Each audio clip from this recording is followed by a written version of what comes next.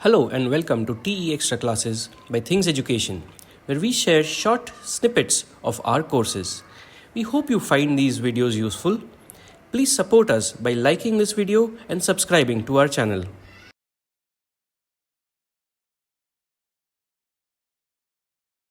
We'll just focus on questions right now. Why do we need questions as a tool in an inquiry classroom? A student is supposed to ask questions.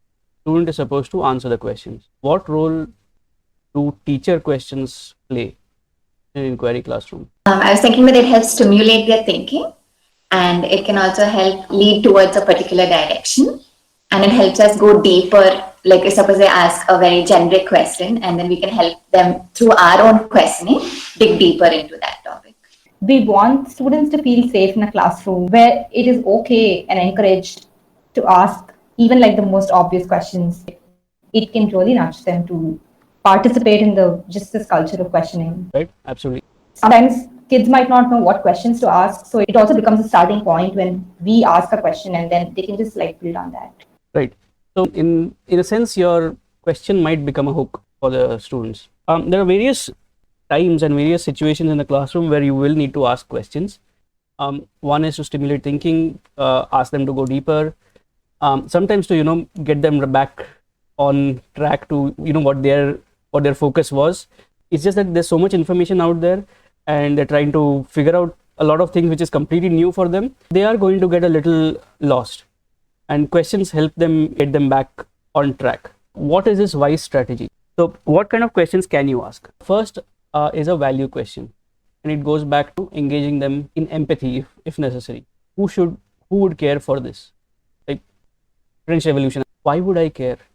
As a student in 2021 in class 5 or class 7, I think, why would I care? And why should I care? If you can give them a situation where you ask them this question and say that, hey, who do you think should care? And then second is, why do you think that person or that group should care? That helps. That builds that sense of, oh, this is the value I'm getting out of this. This is the value that after I learn about the French Revolution, I can think about my present in a different way. Second set of questions, I call them the I wonder questions. I wonder why the light in the room doesn't keep increasing when you switch it on. As simple as that. That kind of, again, you are yourself modeling that thing that, hey, I'm wondering. I don't know the answer to this. I'm not the person who knows it all. I am a person who's trying to find out. That kind of modeling behavior also helps the students to say that, hey, you know what? It's okay if I don't know, but I can ask a question and try and answer this. Consequence inducing questions, that what would happen if walls in the room were transparent? Do you think the light would still increase in the room?